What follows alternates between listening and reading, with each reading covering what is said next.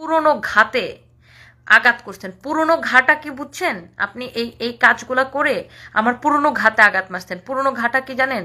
আমার জামাই। ও এর মধ্যে যিনি যাকে নিয়ে কথা হচ্ছে, মানে যার সাথে আর কি সমস্যা চলতেছে, তিনিও হচ্ছে যে আমাদের লাইভ করেছে। তখন তিনি প্রেগনেন্ট ছিলেন, অ্যান্ড প্রেগনেন্ট অবস্থায় উনি বিভিন্ন অড কাপড় চোপড় পরতেন দেখে মানুষ ওনাকে অনেক গালিগালাজ করতো, অনেক রকমের কথা বলতো। সো উনি আমাদের শোরুমে যে লাইভটা করেছিলেন সেটা আমাদের শাড়ি পরে লাইভ করেছিলেন, সেম শাড়িটা আমিও পরেছিলাম। এবং আমি যখন মানুষ ওনাকে লাইভে বুলিং করতো, আমি ওনাকে অনেক সাপোর্ট দিয়েছিলাম, মানে উনি স্বীকার করুক আর না করুক, হোয়াট এভার ইট ইজ। তো শেষ, ওনার সাথে আমার শেষ। এরপরে ওনাকে আমার আর কখনো দেখা সাক্ষাৎ তো ওরকম হয় নাই, ওরকম কিছুই হয় না। আর আমি নর্মালি এরপর থেকে আমি হচ্ছে ধরেন কোনো অ্যাওয়ার্ড শো, কোনো প্রোগ্রাম, এসব আমি এড়িয়ে চলি। আমাকে কেউ দাওয়াত দিলেও আমি যাই না। তো ওনার মেয়ের জন্মদিনে আমাকে ইনভাইট করে, সো উনি খুব ভালোভাবে ইনভাইট করে। আমি আমার বাচ্চা সহ, আমার হাজব্যান্ড সহ যাই। তো ওখানে লাইভের উনি লাইভ করতেছিল, তো লাইভের মধ্যে উনি আমাকে ইন্ট্রোডিউস করায় দেয়। তো সেখানে খুব সম্ভবত আমার হাজব্যান্ডকে উনি মানে ভুলবশত হয়তো উনি দাদা বলে ফেলছিল, আমার আম নট শিওর। সো ওটা নিয়ে আবার সোশ্যাল মিডিয়াতে অনেক ভাইরাল হয়, অনেক কিছু। আমি এই জিনিসটাকে পাত্তাই দিইনি, যাই হোক, ওগুলা নিয়ে আমার কোনো মাথা ব্যথা ছিল না।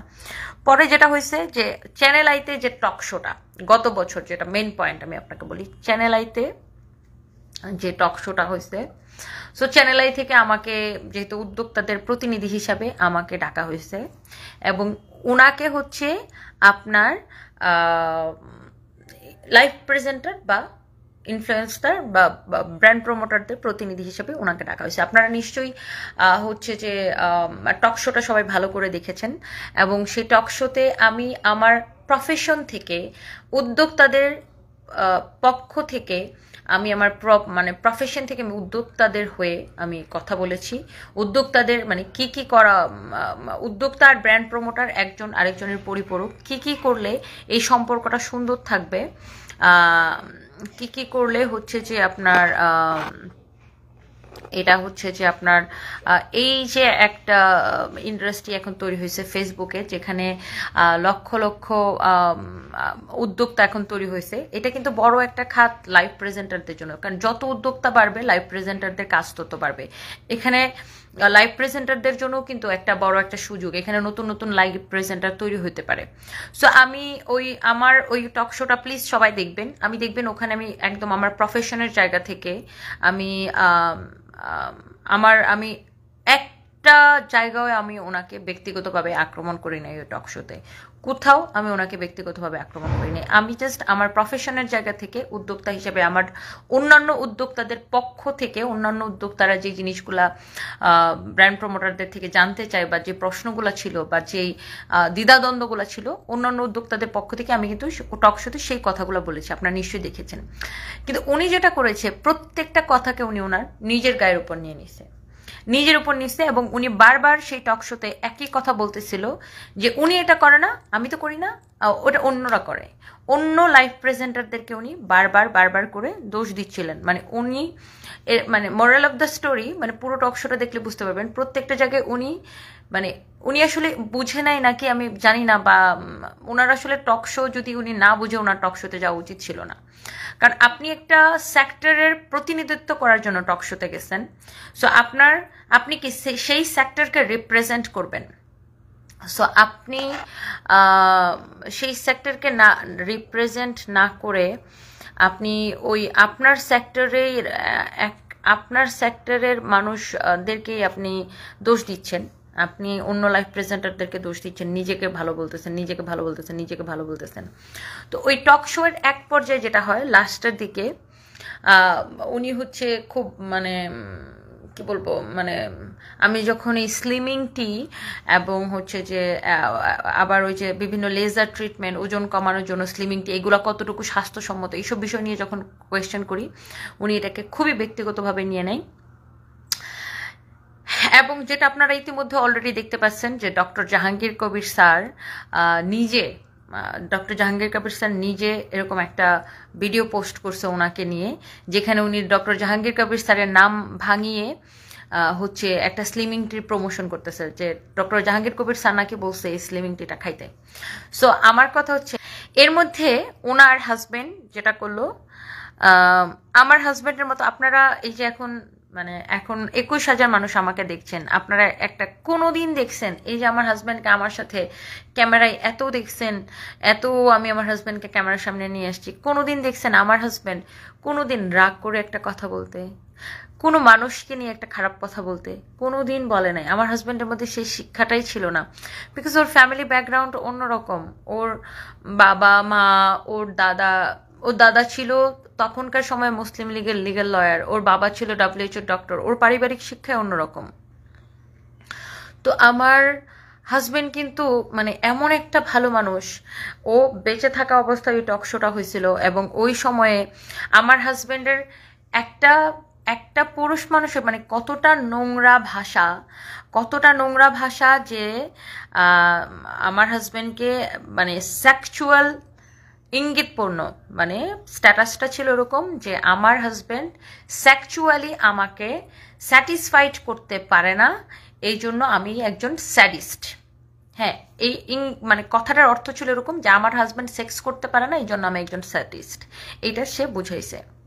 তো একটা মানুষ এইরকম নোংরা পোস্ট একজন বয়োজ্যেষ্ঠ ব্যক্তিকে, হ্যাঁ আমার হাজবেন্ড হোক, সে একজন সম্মানী ব্যক্তি, সে একজন সুশিক্ষিত মানুষ, আপনি এরকম একজন ভদ্রলোককে নিয়ে, তার সেক্সুয়াল অ্যাবিলিটি নিয়ে আপনি কোন সাহসে, কোন লজ্জায়, কোন স্পর্ধায় আপনি তাকে নিয়ে পোস্টটা দিছিলেন একটু বলেন দেখি।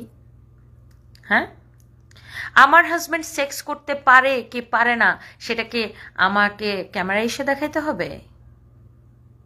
আপনারা বলেন, এই যে নোংরামিটা বা নোংরা কথাটা কে শুরু করছে? আপনার হাজবেন্ডকে যদি কেউ বলে যে তোমার হাজবেন্ড তো তোমাকে সেক্সুয়ালি খুশি করতে পারে না, তবলা বাজাইতে পারে না, তাও ওয়ার্ডটা কি, তবলা ঠিক মতো বাজাইতে পারে না, শিলাকি, আমি নাকি শিলাকি জাওয়ানি নিয়ে ঘুরি, আমার শিলাকি জাওয়ানি আমার জামাই পূরণ করতে পারে না, আমার ছেলেটা এমনি এমনি হয়ে গেছে। তো এইরকম নোংরা ভাষা শোনার পরে কয়টা মেয়ে নিজের হাজবেন্ড সম্পর্কে, আবার এইরকম একটা ভালো মানুষ হাজবেন্ড যদি আবার এরকম ভালো হয়, এইরকম আমার হাজবেন্ডের মতো এইরকম একজন মানুষকে নিয়ে কেউ যখন এরকম নোংরা মন্তব্য করবে, নোংরা স্ট্যাটাস দিবে ফেসবুকে, তখন কয়টা মেয়ে সহ্য করবেন? একটু নিজের গায়ের উপর নিয়ে চিন্তা করেন তো। হ্যাঁ, আমার রাগ বেশি, এটা আমার স্বীকার করতে কোনো দ্বিধা নাই, আমার রাগ এখন আরো বেশি হয়ে গেছে, আমার মেজাজ প্রচন্ড রকমের, মেজাজ আমার খিটখিটা হয়ে গেছে, ইদানিং আরো বেশি খিটখিটা হয়ে গেছে। আমি আমার গ্রামের ভাষায়, আমি আমি আমি গ্রামের মেয়ে, অনেকে আবার বলেন যে হ্যাঁ গ্রামের মেয়ে তো, গ্রামের মেয়েদের ভাষা গরিব খ্যাত, গ্রামের মেয়ে, অনেক কিছু বলছেন। হ্যাঁ,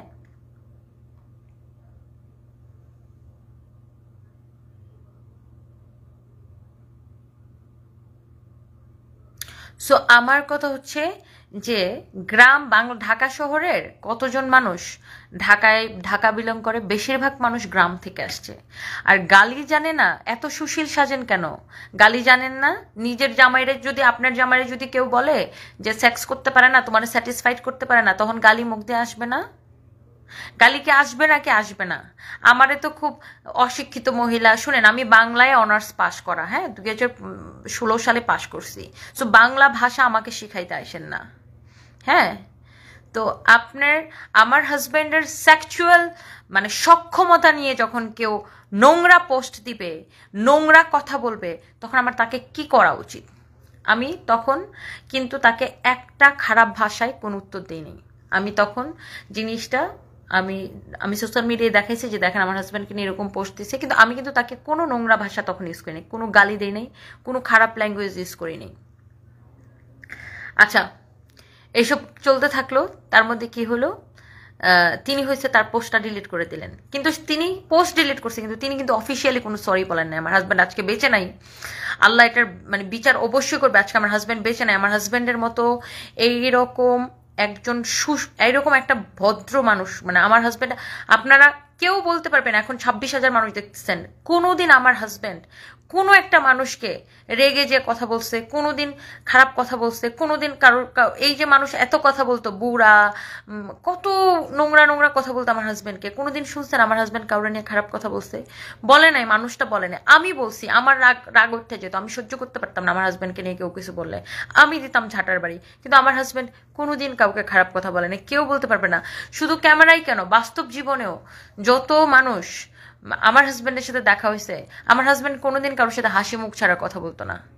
সেই মানুষটাকে নিয়ে এইরকম একটা নোংরা পোস্ট দিছে, হ্যাঁ। তারপরে নোংরা পোস্ট দেওয়ার পরে সেই তার একটা মানে আমার হাজবেন্ডকে একটা সরি পর্যন্ত বলে নাই, আমার হাজব্যান্ডের একটা সরি পর্যন্ত বলে নাই ওই কথাটা।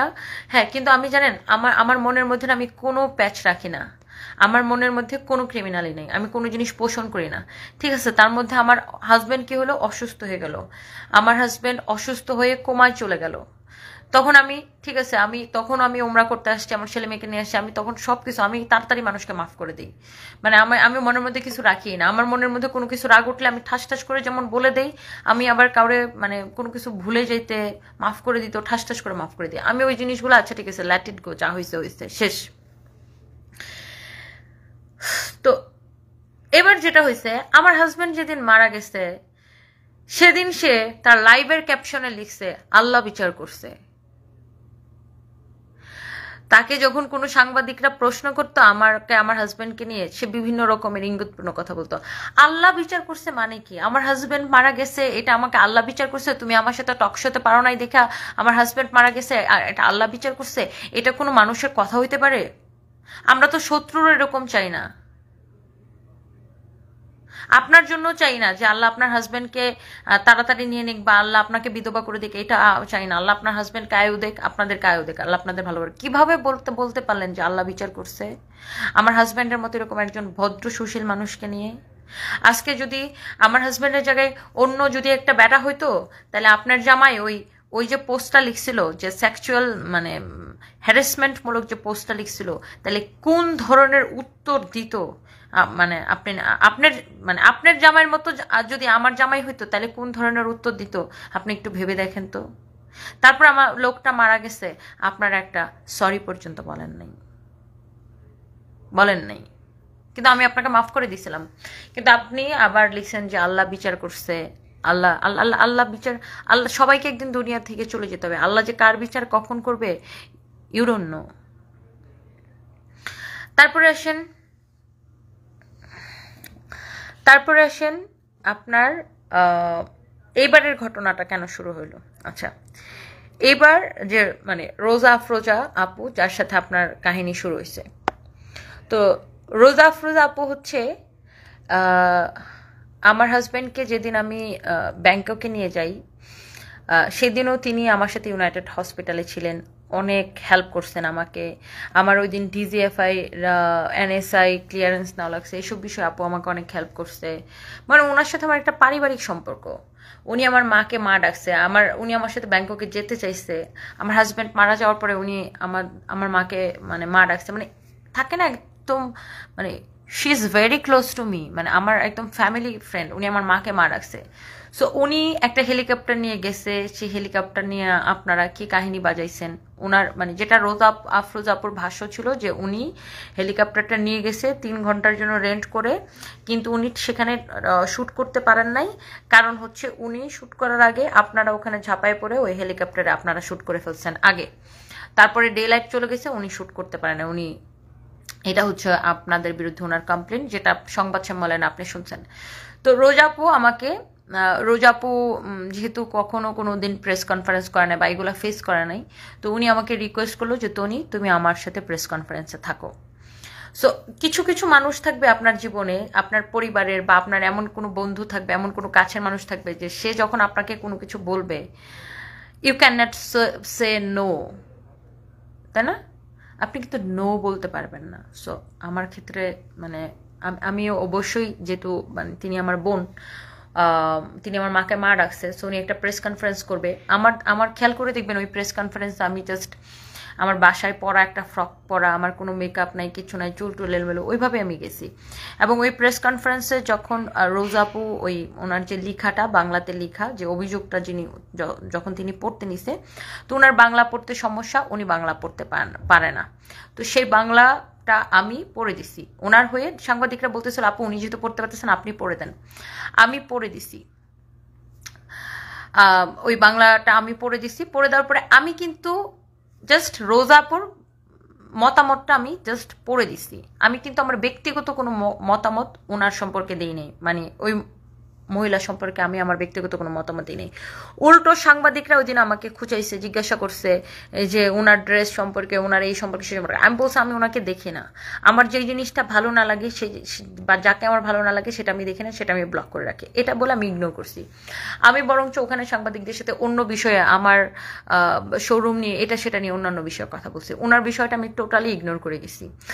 হ্যাঁ, এখন আমি প্রেস কনফারেন্সে আমার বোনের যদি সমস্যা হয় বা আপনার বোনের সাথে বা আপনার কোনো কাছের বন্ধুর সাথে যদি সমস্যা হয়, আপনি কি বসবেন না তার পাশে? আপনি কি তার পাশে দাঁড়াবেন না?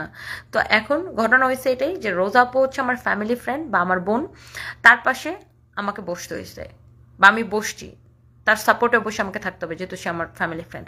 বাট আমি কিন্তু তাকে ওই প্রেস কনফারেন্সে তাকে ব্যক্তিগতভাবে অ্যাটাক করে বা আমার কোনো ব্যক্তিগত মতামত সেই প্রেস কনফারেন্সে আমি দিই নাই।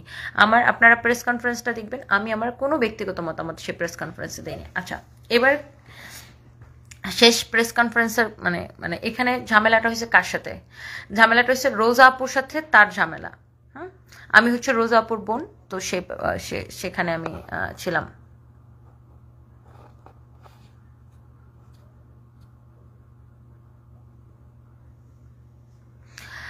এলিয়েন এক্স ইফরাত, আপনার হাজব্যান্ড মারা গেছে, এটা খুবই মর্মান্তিক একটি ঘটনা। এখানে একটি প্রশ্ন আছে যে তিনি মারা গেছেন, তারপর আপনি কিভাবে স্ট্রং আছেন?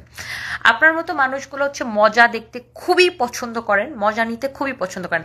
এই যে আলভিয়া 28 বছরের একটা মেয়ে, তার 28 বছরের হাজব্যান্ড মারা গেছে। মেয়েটাকে তার শ্বশুরবাড়ি থেকে তার হাজব্যান্ডের কবরে যেতে দিতেছে না, তার সম্পত্তি অলরেডি নিয়ে নিছে, তার ছোট দুটা বাচ্চা আছে, সে লাইভের মধ্যে এসে হাও মাও করে কান্নাকাটি করতেছে। আপনারা এটা দেখে তারে খুব সিম্পিতি দিতেছেন, খুব মজা নিতেছেন, কিন্তু তার জীবনের সমস্যাটাকে আপনারা সমাধান করে দিয়ে আসছেন? গেছেন আপনারা তার জীবনের সমস্যার সমাধান করে দিতে? যান নাই। আপনারা কি চান জানেন? আমি একটা মেয়ে, আমার কোম্পানিতে কয়েকশো এমপ্লয়ি, আর আমার সাথে রিলেটেড ফ্যাক্টরি সহ কয়েক হাজার লোক আমার সাথে রিলেটেড। সো আপনারা কি চান? যে আমি আপনার মতো কিছু হিংসুট মানুষজন কি চান জানেন? যে আমার হাজব্যান্ড মারা গেছে, এখন আমিও মারা যাই, আমার বাচ্চাগুলা এতিমের মতো বড় হোক, ফকিরের বাচ্চার মতো বড় হোক, এটা চাচ্ছেন না? আপনার কি চান? আমার কোম্পানিটা বন্ধ হয়ে যাক, আমিও কান্নাকাটি করি লাইভে এসে, আমার কান্নাকাটি নিয়ে আপনারা কেটে কেটে আরো ভিউ বাণিজ্য করেন, আরো ভিউ ভিডিও বানান, এটাই তো চান নাকি? But I am so sorry, আমি কোনো সিম্পিতি বা কোনো ভিউ বাণিজ্যের আমার কোনো দরকার নেই। ভিউ দিয়ে আমার 4 পয়সারও কিচ্ছু আসে যায় না। ওকে, আমার যারা কাস্টমার তারা আমার প্রোডাক্টের কোয়ালিটি, প্রোডাক্টের প্রাইস দেখে কেনাকাটা করে। আপনারা আলবিয়ারে যেরকম কান্দায় ছাড়ছেন না, ওই মেয়েটা লাইভে যায় বলেন 40 দিন হয়েছে না, তুমি লাইভ করে কেন, তোমার এই করে কেন, আমাকে যেরকম বলেন ওকেও কিন্তু যায় বলেন। কারণ আপনারা কি তার জীবন চালাই দিতেছেন? তার জীবনে যে সমস্যাগুলা, সেই সমস্যাগুলাকে আপনি না আপনার আব্বা যায় মিটাই দিবে? কে যায় মিটাই দিবে? আপনারা মিটাই দিবেন না। আমার যে মাস শেষে কত মানে টাকা স্যালারি দিতে হয়, কত টাকা মানে কি বলবো, মানে ভাড়া দিতে হয়, চার্জ দিতে, সার্ভিস চার্জ দিতে হয়, আপনার কোনো মানে আইডিয়া আছে? আর অনেকে আরেকটা আর কিছু সুশীল আছেন, কিছু সুশীল আফারা আছেন, ভাইয়ারা আছেন, আপনারা এরকম কমেন্ট করেন এই মহিলারা সমাজের কি উপকারে আসতেছে? Oh dear, I am sorry to say, আপনি সমাজের কি উপকারে আসতেছেন? আপনি একটু খবর নিয়ে দেখেন আমি সমাজের কি কি উপকারে আসতেছি। সমাজের ঠিক, সমাজ কাকে বলে? মানুষ নিয়েই তো সমাজ। সমাজের ঠিক কয়জন মানুষকে আমার কোম্পানিতে কর্মের ব্যবস্থা হয়েছে? আমার কোম্পানির মাধ্যমে সমাজের ঠিক কত হাজার ওয়ার্কার কাজ করতে পারতেছে? ডু হ্যাভ এনি আইডিয়া আমি ঠিক সমাজের কি কাজে আসতেছি? আমার কোম্পানি যত বড় হইতেছে তত মানুষের কর্মসংস্থান বাড়তেছে। আমার দ্বারা সমাজের কি কি উপকার হইতেছে আরো একটু ভালো করে জেনে নিয়েন। আমি কত মানুষের আমি এগুলো বলতে চাই না, আমি এগুলো কোনোদিন পোস্ট করি না। আমি কত মানুষের ফ্রিতে ট্রিটমেন্ট মানে করিয়ে দেই, সেটা একটু নিজের দায়িত্বে জেনে নিয়েন। আমি সেগুলো আমাকে ফেসবুকে পোস্ট করতে হয় না, বিকজ আল্লাহ বলছে ডান হাতে দিলে বাম হাতে যেন কেউ না জানে। ওকে, সো আচ্ছা যাই হোক, তারপরে আসেন এর মধ্যে আমি রেস্টুরেন্ট বিজনেসের সাথে বেশ কয়েক মাস আগে থেকে আসি, প্রায় বছর খানিক ধরে আসি। সো ওয়াটারফল যেটা রেস্টুরেন্ট আমার যেটা ওপেন হইলো ধানমন্ডি এয়ার প্লাজার উপরে লিফটের 5-এ, সো ওই রেস্টুরেন্টে আমার কিন্তু 40% শেয়ার, ওয়াটারফলের অন্য ব্রাঞ্চেও আমার শেয়ার আছে। সো আমি নর্মালি কাউকেই বলি না যে আমার রেস্টুরেন্ট আছে বা কনভেনশন হল আছে, ওয়াটারফল কনভেনশন হলে আমার শেয়ার আছে, এটা আমি কখনো কাউকে বলি না। সো যেহেতু এই যে এবার আমরা নতুন যেটা করলাম মানে ধানমন্ডিতে, এটা 1000 মানুষের ক্যাপাসিটি।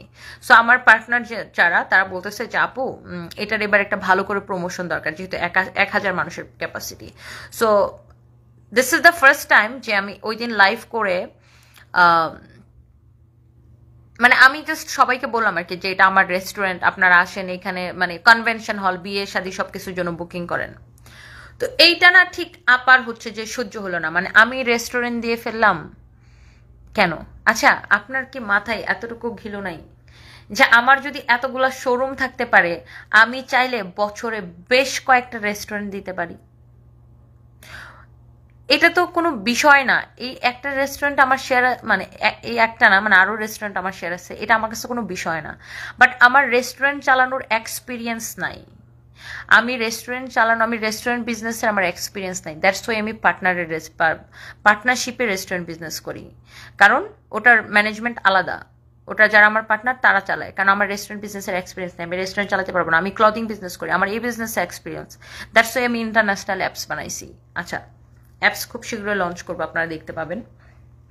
তো তিনি কি করলেন, আমাকে নিয়ে একটা পোস্ট দিলেন যে একজন নারী উদ্যোক্তা, সে হচ্ছে ফেক রেস্টুরেন্টের ফেক মালিক, আমাকে নাকি টাকা দিয়ে নাকি প্রমোশন করার জন্য নিয়ে গেছে। আপনি আজকে লিখে রাখেন, আজকে 18ই ফেব্রুয়ারি, মানে এখানে 18ই ফেব্রুয়ারি, বাংলাদেশে অলরেডি 19শে ফেব্রুয়ারি শুরু হয়ে গেছে। আমি আপনাকে চ্যালেঞ্জ করে বললাম, আমাকে যদি কেউ বলতে পারে বাংলাদেশে যে আমি কারো কাছ থেকে এক পয়সা নিছি কোনো প্রমোশনের জন্য, তাহলে আমি চেহারা দেখাবো না। হ্যাঁ, আমি আমার চেহারা দেখাবো না সোশ্যাল মিডিয়াতে, আমি যদি কারো কাছ থেকে প্রমোশনের জন্য এক পয়সা কোনোদিন নিয়ে থাকি। হ্যাঁ, আমি অনেকেরই প্রমোশন করে দিয়েছি, সেটা তার সাথে আমার সুসম্পর্ক, অথবা কোনো নতুন উদ্যোক্তা বা ছোট উদ্যোক্তা, তাকে প্রমোট করার জন্য আমি এমনিতেই মানুষকে প্রমোশন করে দিছি। বাট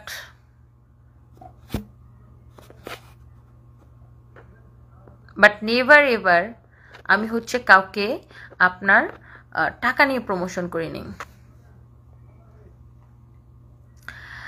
ইরাবতী লাইভ ইউকে, আপনার জামাই মনে হয় মানুষের সেক্সুয়াল অ্যাবিলিটি নিয়ে কোয়েশ্চেন করে, তাই না আপা?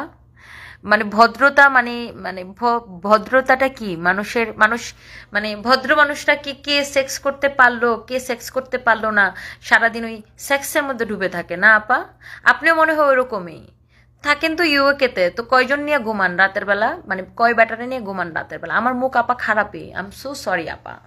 আপনার মতো এরকম সুশীলদেরকে বাস দেওয়ার জন্য আমার মুখটা এরকমই আপা, আই এম এক্সট্রিমলি সরি আপা। আপনার মতো সুশীলরা মানুষ এরকম তবলা বাজানোর পোস্ট করেন, তো আপনি রাতে কয়জনকে নিয়ে ঘুমান একটু কমেন্ট করে জানান, এখানে যারা লাইভ দেখতেছে তারাও একটু জানতে চায়। মানে মানে চিমটায় ঘুরায় ফিরায় কথা বললে তখন সেটা মানে হয়ে গেল, মানে ভদ্র ভাষা হয়ে গেল। আপনি একজন মানুষের সেক্স নিয়ে কথা বলবেন, তখন এটা ভদ্র হয়ে গেল। আর যখন আমি বাংলা ভাষায় দিব, তখন সেটা অভদ্র হয়ে গেল। অভদ্র হলে কিছু করার নাই, এটাই আমার স্টাইল। আচ্ছা, বাই দ্য ওয়ে, তারপরে যেটা হয়েছে, আমি রেস্টুরেন্টের মালিক কি মালিক না তোমার কি ভাই?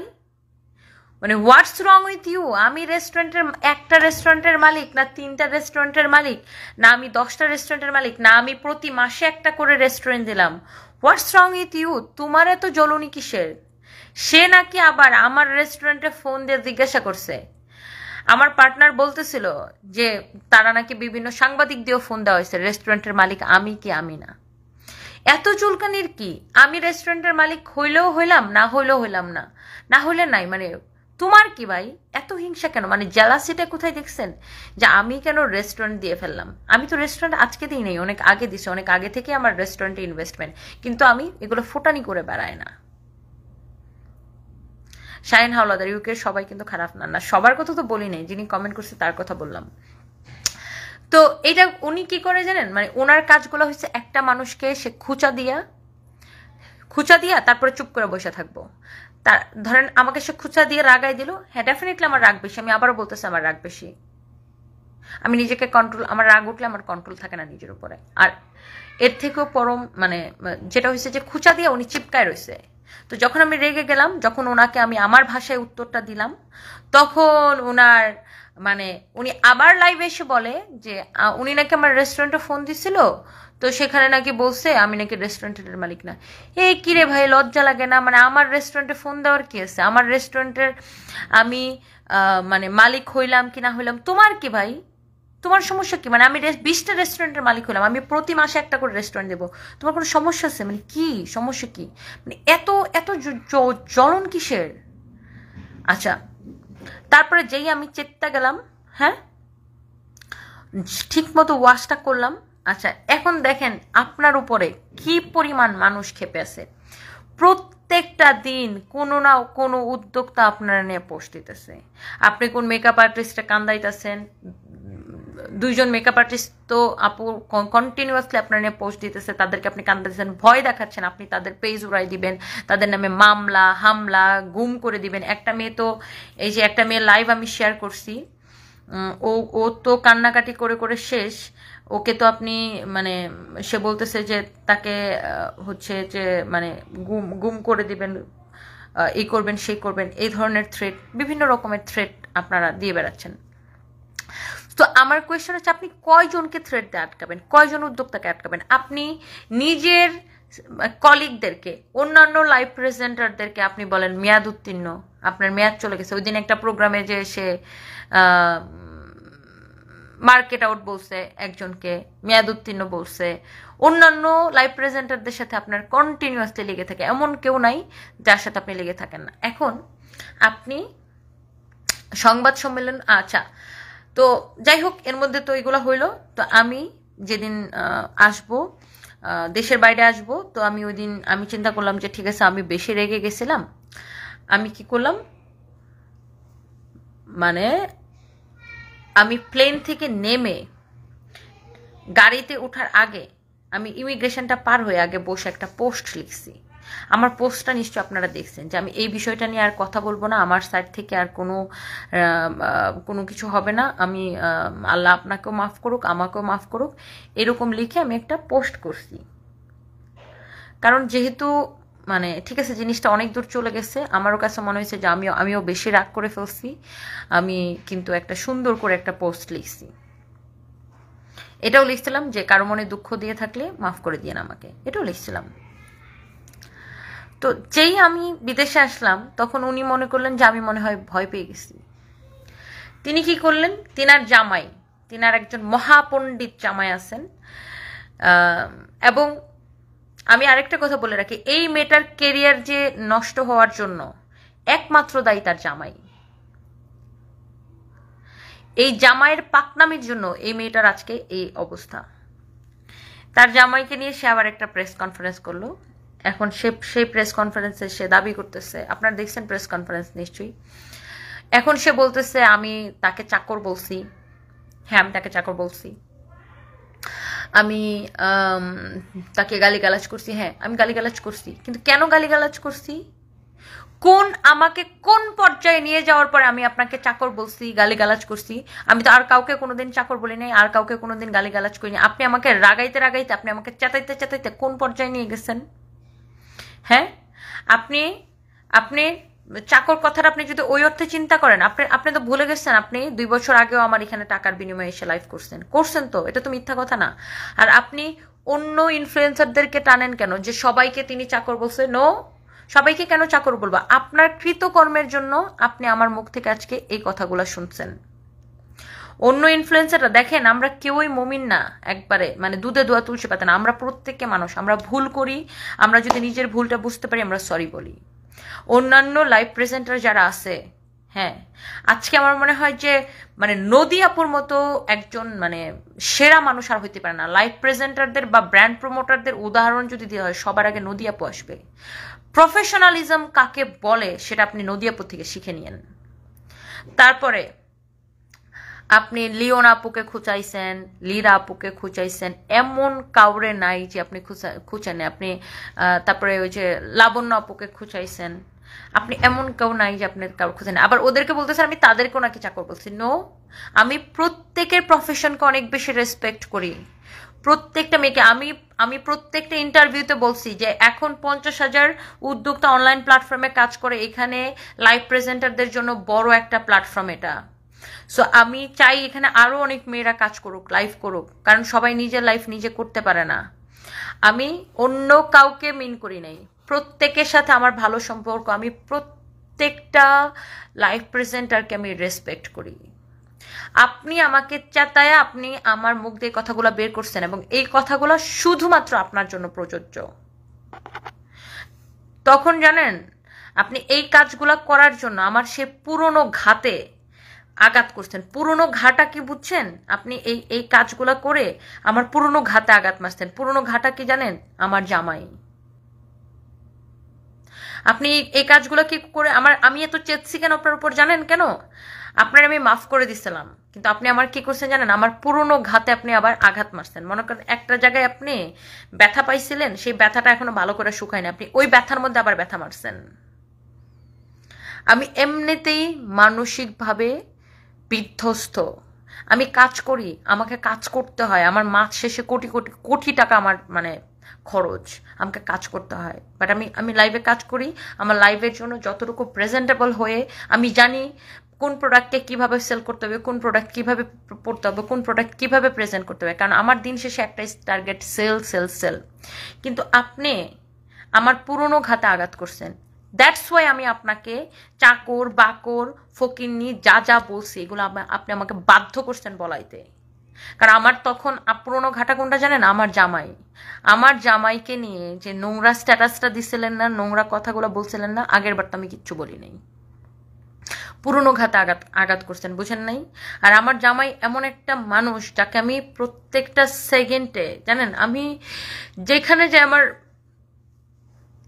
বুকের মধ্যে হাহাকার করে যে মানে একটা মেয়ে বুঝতে পারবে যার হাজবেন্ড নাই, মানে এমন একটা মানুষ। আমি রাগ করি, আমি ভালো মানে সারাদিন আমি যা করি, আমি বাসায় যে তার সাথে বক বক বক বক বক বক করতাম নিশ্চিন্তে। আমি জানতাম যে সে আমার সবচেয়ে সেফ জায়গা। সে কোনোদিন আমার কথা অন্য কারোর কাছে বলে বেড়াবে না। আমি একটা উল্টাপাল্টা কথা বলি, সে কখনো মাইন্ড করবে না। সে কখনো মানে মানে সে আমার পরম আপনজন। যেই মানুষটাকে আমি হারাইছি আমি তাকে কোনোদিন ফিরে পাবো না। আর এমন একটা ভালো মানুষ যাকে নিয়ে দুনিয়ার কেউ খারাপ বলতে পারবে না। আমি এইটা অন্তত বলতে পারি, আমার জামাইকে নিয়ে দুনিয়ার কেউ খারাপ বলতে পারবে না। যেই মানুষটাকে আমি হারাইছি, মানে আমি যখন একা থাকি না, মানে সবাই তো আর হাউমাউ করে বুঝাইতে পারে না। সবাই তো ভাই আয়সা সারাক্ষণ কান্নাকাটি করতে পারে না। আমি তো পারি না। আমি যখনই একা একা থাকি, মানে আমার জাস্ট কি বলবো, মানে আমার জাস্ট কলিজাটা বের হয়ে যায়। আমার কাছে মানে আমি তো সারা জীবনের জন্য হারাই ফেললাম। আমি সারা জীবনও যদি চোখের পানি ফেলে মানে কাঁদতে কাঁদতে মরে যাই, এই মানুষটা আমার জীবনে ব্যাক করবে না, কোনোদিন ব্যাক করবে না।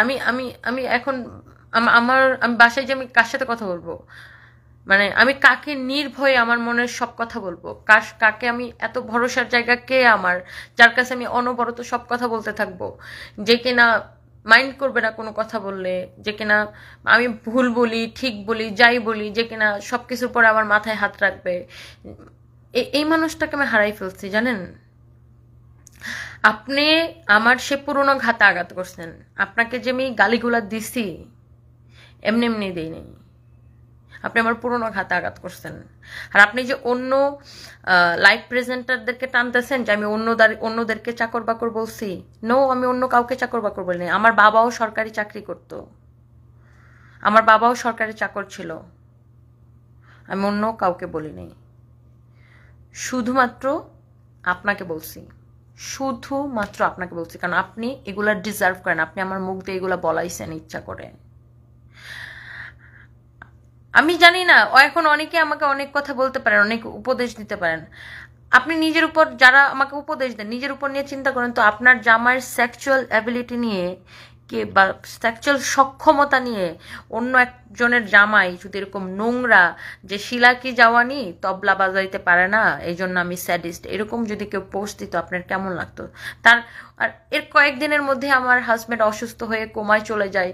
3 মাস 11 দিন আমি তাকে নিয়ে কি ফাইটটা করছি, সে মানুষটা আমাকে ছেড়ে চলে গেছে। আপনি আপনি আমাকে মানে আপনি আমার সেই জায়গায়, আপনি আমার কলিজায় লাগাই দিছেন আবার, বুঝেন নাই?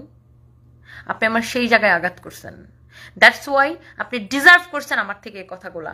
আপনি আমার মুখ দিয়ে এগুলা বাইর করছেন। আমার কোনো ঠেকা পড়ে নাই আপনার যে খামাখা গালিগালাজ করার। গালিগালাজ করা আমার পেশা না। আমার পেশা হচ্ছে আমি কিভাবে কাপড় চোপড়, আমার জুতা ব্যাগ বিক্রি করব, সেগুলা হচ্ছে যে এটা হচ্ছে আমার পেশা। আপনাকে গালিগালাজ করা আমার পেশা না। আর প্রত্যেকটা হচ্ছে যে আমি মানুষকে আমি রেসপেক্ট করি। প্রত্যেকে যারা এই সেক্টরে মানে কাজ করে আমি সবাইকে রেসপেক্ট করি, প্রত্যেককে আমি রেসপেক্ট করি। আমার ড্রাইভারকে জিজ্ঞাসা করেন তো, আমার বাসায় যারা মেড থাকে তাদের সাথে আমি কোনোদিন খারাপ বিহেভ করি না, কোনোদিন না, নেভার এভার। কিন্তু আমার ওই জায়গাটাই আপনি আবার আঘাত করছেন। আর আমি রেস্টুরেন্টের আসল মালিক না ফেক মালিক, সেটা দিয়ে আপনার কি ভাই? আর আপনি বারবার বা প্রেস কনফারেন্সে যা বলতেছেন যে আমাকে দেখে বাচ্চারা কি শিখবে, আপনার হাজবেন্ডের স্ট্যাটাস দেখে, আপনার কথাবার্তা দেখে বাচ্চারা কি শিখবে? বাচ্চারা কোত্থেকে আসলো? আপনি আমার বেলায় বাচ্চাদেরকে টাইনা নিয়ে আসলেন, আর আপনার বাচ্চাদেরকে আপনি তখন ভিকটিম সাজা শুরু করলেন। আপনি এখন নারী সেজে নারী শব্দটাকে ইউজ করা শুরু করলেন, বাচ্চাদেরকে টাইনা নিয়ে আসলেন। তো আপনারা যখন খারাপ জিনিসটা শুরু করলেন, খারাপ কথা বলা শুরু করলেন, তখন আপনি নারী ওটা মনে রাখলেন না। তখন আপনি এগুলো মনে রাখলেন না। কেন মনে রাখলেন না? তখন আপনি বাচ্চাদের কথা মনে রাখলেন না। কেন মনে রাখলেন না? হ্যাঁ, আমি সত্যি মানসিকভাবে বিধ্বস্ত। সবাই মনে করে আমি অনেক নর্মাল, বাট আমি নর্মাল না। মানে থাকে না, যারা অনেক বেশি রেসপন্সিবিলিটি নিয়ে থাকে, তারা সবাইকে সবকিছু বুঝাতে পারে না। আমার উপর অনেক বেশি রেসপন্সিবিলিটি, আমার কোম্পানির রেসপন্সিবিলিটি আমার। আমি এই যে 3 মাসে এত কোটি কোটি টাকা বিল দিতে হয়েছে আমাকে, মানে এগুলো আমাকে কিভাবে সামলাইতে হয়েছে, আমার বাচ্চাদের সামলাইতে হয়েছে, ফ্যামিলি সামলাইতে হয়েছে। আমার বাবা নাই, আমার ভাই বোন মা বাচ্চা সবার একমাত্র গার্ডিয়ান হচ্ছে আমি। সো যাদের অনেক বেশি রেসপন্সিবিলিটি থাকে না, তারা না এত সবকিছু বলতে পারে না, এত নিজের মনের মধ্যে কি চলতেছে তো অন্যকে দেখাইতে পারে না। সো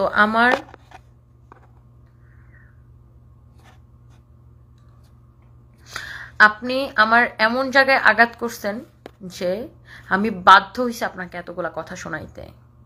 আম সরি, আমি বাধ্য হয়েছি আপনাকে এতগুলা। কিন্তু জানেন, আপনাকে কথাগুলা শোনানোর পরে আমার নিজের অনেক খারাপ লাগছে, অনেক খারাপ লাগছে। এবং খারাপ লাগছে দেখে আমি পরের দিন ওই স্ট্যাটাসটা দিছি। আমার স্ট্যাটাসটা আমার পেজে এখনো আছে। পরের দিন আমি নেমেই স্ট্যাটাসটা দিছি যে আপনাকে মানে আমি তো অনেক কিছু লিখছি, পুরো স্ট্যাটাসটা আপনি নিশ্চয়ই পড়ছেন। আমি ওই স্ট্যাটাসটা দিছি কারণ আমি জিনিসটা ওখানেই থামাই দিতে চাইছিলাম। আর আপনার বিরুদ্ধে কত মানুষ ক্ষেপে আছে দেখেন, কতগুলা উদ্যোক্তা আপনার বিরুদ্ধে পোস্ট দিতেছে। ডক্টর জাহাঙ্গীর কবির সাহেবের মতো একজন মানুষ, উনি পর্যন্ত আপনাকে নিয়ে পোস্ট দিছে। কত উদ্যোক্তা, কত সাংবাদিককে নাকি আপনি হুমকি দিচ্ছেন। আজকে সাংবাদিকও পোস্ট দিছে, সাংবাদিক ভাই আজকে আপনাকে নিয়ে পোস্ট দিছে।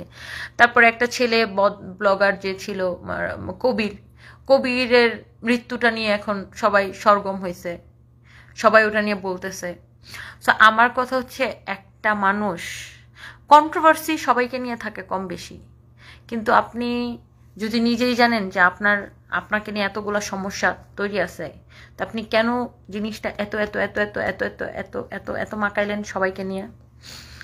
আর আমি আবারও বলি, অন্যান্য লাইভ প্রেজেন্টার, অন্যান্য ব্র্যান্ড প্রমোটার, ইনফ্লুয়েন্সার যারা যারা আছেন, এই কথাটার কারণে মানে আমি কোনো প্রফেশনকে আমি কোনো অবস্থাতেই ছোট করতে চাই নাই, কোনো প্রফেশনকে আমি ছোট করি নাই। আপনাদেরকে অনেক ভালোবাসি, অনেক রেসপেক্ট করি। এই কথা আমি আপনাদের কাউকে উদ্দেশ্য করে বলি নাই। রেগে গেলে মানুষ অনেক কিছু বলে, আর আমার ধৈর্যের লিমিটটা ক্রস করে ফেলছিল। দ্যাটস আমি অনেক কিছু বলছি। অ্যান্ড আমি জানি আমারও মানে তাকে এইভাবে বলা আমার উচিত হয় নাই। এটার জন্য আমি আমি আমি আমি আমি দুঃখ প্রকাশ করছি। আমি ওই দিনও পোস্ট দিয়ে দুঃখ প্রকাশ করছি এবং এখনও দুঃখ প্রকাশ করছি। বাট আমি কি করব, মানে আমি আমি অক্টোবর থেকে আমি জাস্ট লড়তেছি। আমার জীবনের সবচেয়ে কাছের মানুষটাকে আমি হারাই ফেলছি। আমি এমনিতেই মানসিকভাবে প্রচণ্ড বিধ্বস্ত, আর আপনি আমার সেই জায়গাটাতেই আঘাত করছেন। হ্যাঁ, আমার সে পুরনো ঘাতে আপনি আঘাত করছেন যে আপনার জামাই তো, এখন তো আমার মনে হয়েছে যে আপনার জামাই তো আমার জামাইকে নিয়ে স্ট্যাটাস দিচ্ছিল। আমার জামাই মারা যাওয়ার পরে আপনার তো বলছিলেন যে আল্লাহ বিচার করছে, তো ওই জায়গাটা আপনি আঘাত করছেন। যাই হোক, আমি আসলে আপনার সাথে ফেসবুকে ঝগড়া করা আমার কাজ না। আর আপনি যেটা বলেন যে আপনার নাম নিয়ে ভিউ বাড়ানো, রিচ বাড়ানো, সারা জীবন আপনার থেকে আমার ভিউ সব সময় বেশি ছিল, আমার পেজের রিচ সব সময় বেশি ছিল, আমার পেজের ফলোয়ার আপনার থেকে সব সময় বেশি ছিল। সো আমার কারোর নাম বিক্রি করতে হয় না। আমি একটা লাইভ করলে আমার প্রত্যেকটা লাইভ দেখবেন কাট কাট কাট কাট হয়ে 100টা ভিডিও টুকরা হয়ে বিভিন্ন হচ্ছে যে ফেক পেজ, আমার নামে 200 ফেক পেজ আছে, তারা কেটে কেটে তারা ভিউ ব্যবসা করে। আমি চাইলে তাদেরকে কপিরাইট দিতে পারি, কিন্তু দেই না। কেন দিই না জানেন? কারণ তারাও না আমার ভিডিও দিয়ে তাদের পেট চলে, তারাও ফেসবুক থেকে টাকা পায়। ঠিক আছে, চলুক না, আমার কি? একজন মানুষের রিজিক মারা তো মারে আমার কি কাজ বলেন?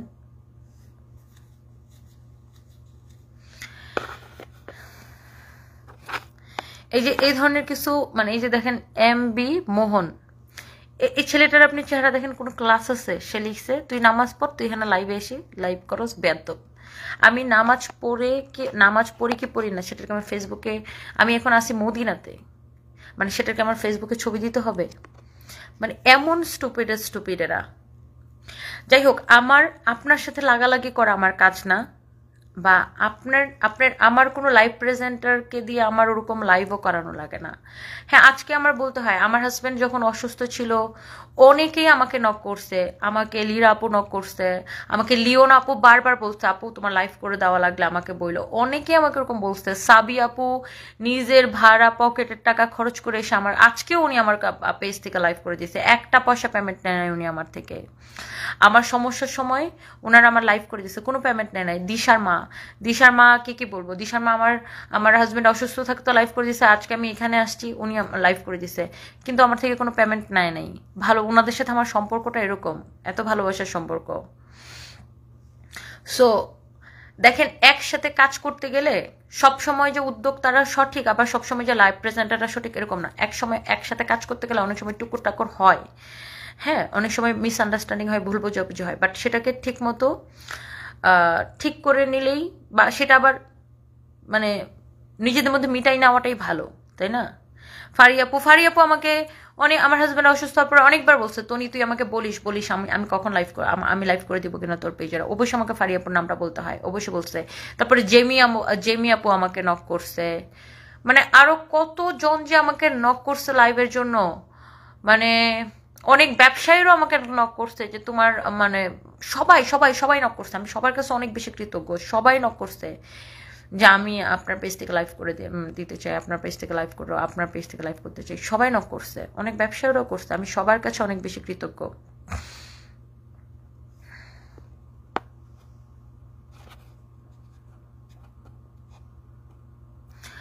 অপসি আপনার মতো মানুষগুলার পা চাটতে অভ্যাস খারাপ হয়ে গেছে।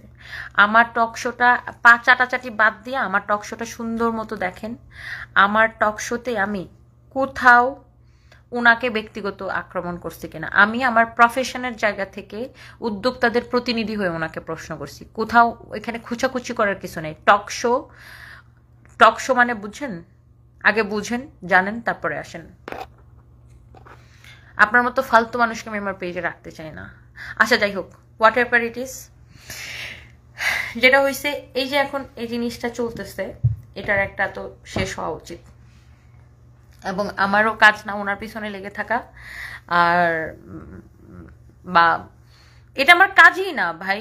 আমার তো এমন না যে আমি ডেইলি বেসিস।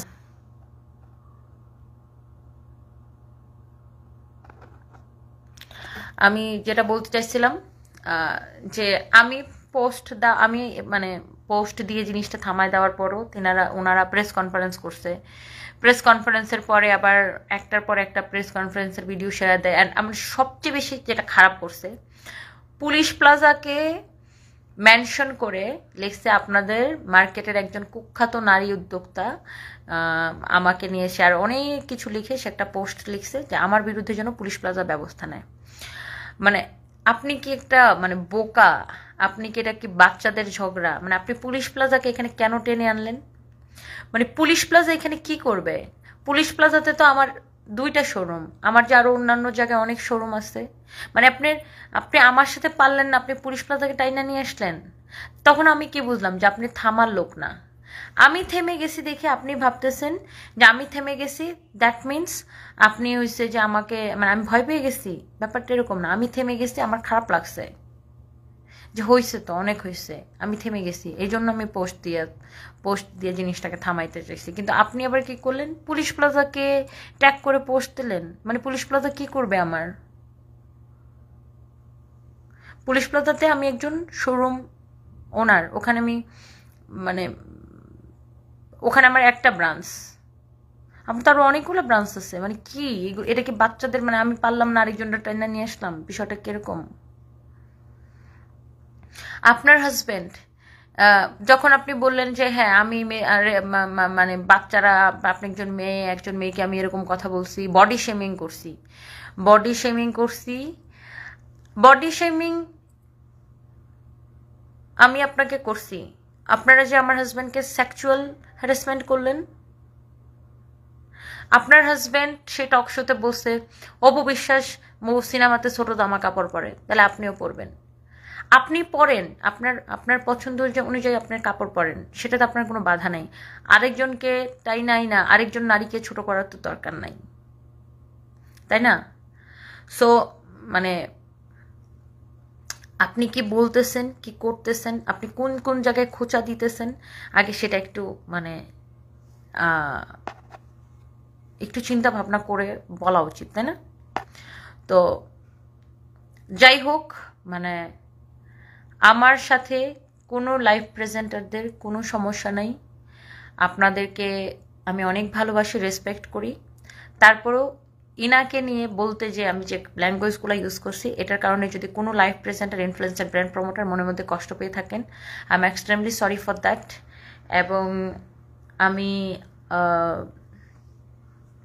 আমি কি বলবো, মানে এখন আপনি নিজেই দেখেন আপনার বিরুদ্ধে কত এলিগেশন, সাংবাদিক আপনার বিরুদ্ধে, মানে উদ্যোক্তা, কত কত উদ্যোক্তা, তারপর ওই যে কবিরের ফ্যামিলি, কত কত এলিগেশন। আপনি কয়জনকে ছাড়াবেন? দেশে যায় একদম তুমরায় মুচড়ায় কাম করতে হবে। সো আমি এইসব জিনিস নিয়ে আর কথা বলতে চাই না, এবং এই জিনিসটা আমি এখানেই শেষ করতে চাই। আমি আশা করি আপনিও আর এই জিনিসটা নিয়ে কথা বলবেন না। আপনি এবং আপনার হাজব্যান্ড আশা করি এই জিনিসটা নিয়ে আর কথা বলবেন না। মা আছে। আর আমার দিন শেষে কি জানেন? আমার দিন শেষে শুধু একটাই হাহাকার। দিন শেষে আমি যখন একা থাকি, মানে আমার জাস্ট কলিজা ফেটে যায় যে আমি হারাই ফেলছি। আমি যে জিনিসটা হারাই ফেলছি, যে মানুষটাকে আমি হারাই ফেলছি, আমি মানে আমি কোনোদিন তাকে ফেরত পাবো না। এইটা এটা আমার জীবনে যে মানে কত বড় একটা হাহাকার, আই কান্ট এক্সপ্লেন। এটার কোনো রিপ্লেসমেন্ট নাই। আমি অনেক বেশি বিধ্বস্ত। সো আমাকে রাগায়েন না, খামাখা আমাকে বিধ্বস্ত করেন না। আর আমি এমনিতে অনেক বেশি বিধ্বস্ত। আমি বললাম না যে যাদের অনেক বেশি রেসপন্সিবিলিটি থাকে তারা চাইলেই সব কিছু বলতে পারে না। ব্লগার কবিরের যে মারা যাওয়া, ওটার জন্য মামলা করার জন্য রেডি আছে। ইউ আন্ডারস্ট্যান্ড আপা? হত্যা মামলা আর এইদিকে প্রতারণার মামলা, অনেক উদ্যোক্তা প্রতারণার মামলা করার জন্য রেডি হয়ে বসে আছে।